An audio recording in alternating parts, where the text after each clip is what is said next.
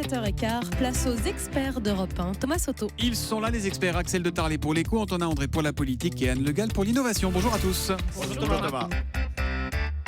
Axel de Tarlet, forte hausse de ce qu'on appelle l'arnaque au président. Le FBI chiffre le préjudice à plusieurs milliards de dollars dans le monde. D'abord Axel, l'arnaque au président, c'est quoi exactement ? Alors c'est un escroc qui se fait passer pour le président, le PDG d'une entreprise, et il va contacter par email le comptable de cette entreprise ou le directeur financier en lui demandant de faire un virement important vers une banque basée à l'étranger. Alors évidemment, l'escroc va échafauder tout un scénario, il va expliquer qu'il s'agit d'une opération top secrète pour acheter un concurrent par exemple, et que le comptable ne doit surtout en parler à personne. Il crée un lien de confiance. Voilà, avec bien son sûr, interlocuteur. il va envoyer toute une série de faux documents imitant la signature du patron, imitant le cachet de cabinet d'audit. Donc du coup, rassuré, le comptable va s'exécuter et faire le virement.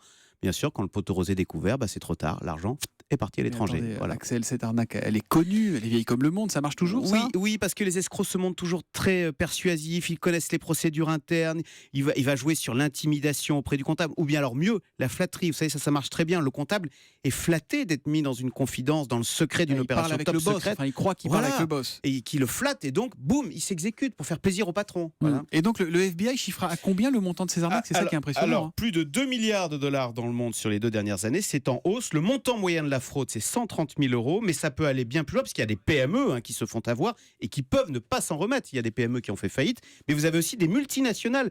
Michelin, par exemple, a été victime d'une fraude au président, ça lui a coûté 1,5 million d'euros. Michelin, Coca-Cola... qui est quand même une boîte où il y a quand même des contrôles de gestion, etc. Mais les plus grands se font avoir. Coca-Cola, Eurocopter, Vinci, Saint-Gobain, Nestlé. C'est très difficile en fait de traquer ces réseaux criminels qui sont installés en Chine, à Chypre, en Afrique, au Nigeria.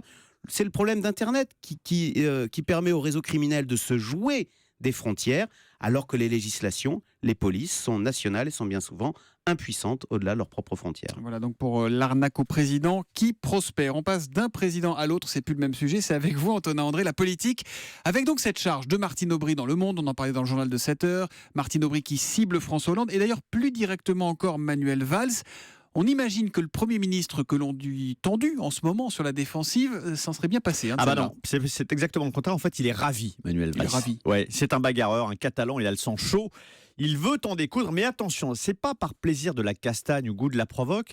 Le Premier ministre estime que l'affrontement avec Martine Aubry sera salutaire. C'est une mise en cause globale, générale, cette tribune m'a-t-il confié hier. Eh bien, tant mieux, ajoute-t-il.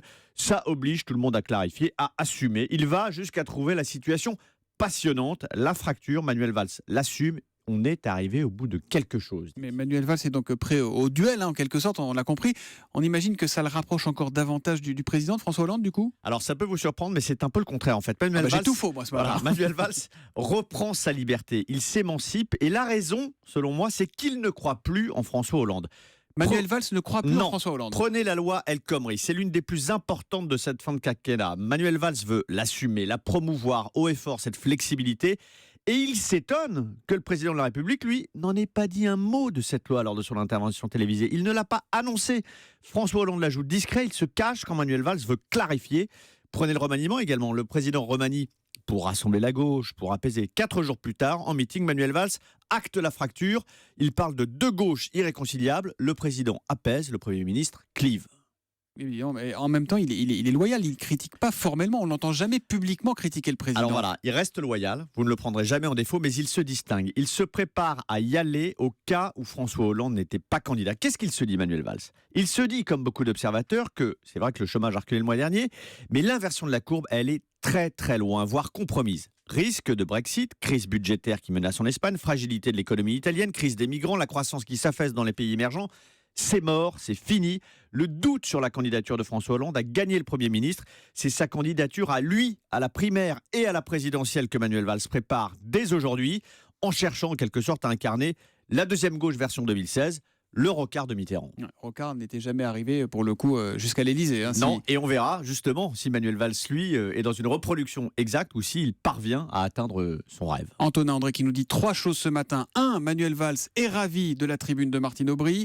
2, il s'émancipe du chef de l'État, même s'il reste loyal. Et 3, il se prépare au cas où, pas pour 2022, non, pour l'année prochaine, pour 2017. On innove tout de suite avec vous, Anne Le Gall.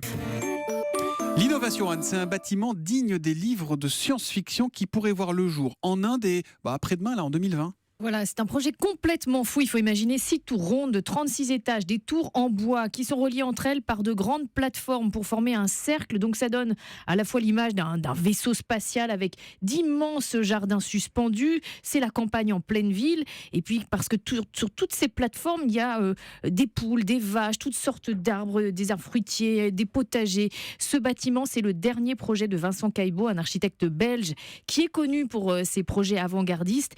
Ce bâtiment totalement fou, baptisé Hyperion, donc du nom d'un dieu grec et aussi de l'arbre le plus haut du monde. Ce bâtiment devrait voir le jour en Inde, près de New Delhi, en 2020 ou 2022, et il sera totalement autosuffisant pour les 1000 familles qui y habiteront. On a mis la photo sur Twitter, sur europe1.fr. C'est vrai qu'on dirait un jouet pour enfants pratiquement. Ça veut dire qu'on pourrait y vivre en vase clos dans ce bâtiment curieux, mi-immeuble, mi-forêt. Ben oui, parce qu'on trouvera à peu près tout sur place, des fruits, des légumes sur les toits, les balcons pour s'alimenter, des œufs, du lait. Il y aura des bureaux, des gymnases, des magasins. Le bâtiment est conçu aussi pour être totalement autonome en énergie grâce à des panneaux solaires, des éoliennes, le recyclage des déchets en biogaz.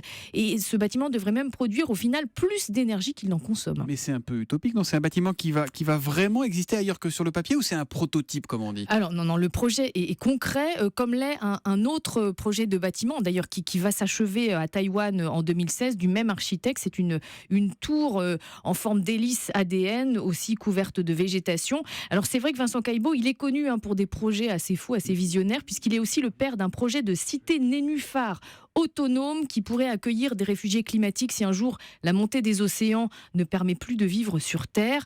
Et puis quand Vincent Caillebotte imagine Paris en 2050, il se plaît à imaginer une ville jungle avec de la végétation sur tous les bâtiments.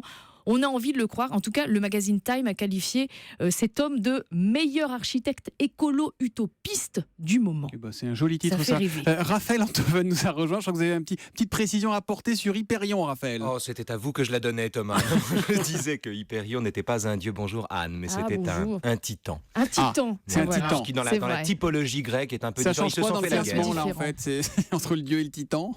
Les dieux ont fini par l'emporter, mais enfin, ils avaient des rapports tout à fait conflictuels, si vous voulez. C'est un peu comme... Pauvre Hyperion. Voilà, je ne donnerai pas d'exemple. On va retrouver tout de suite, en tout cas. À demain, les experts.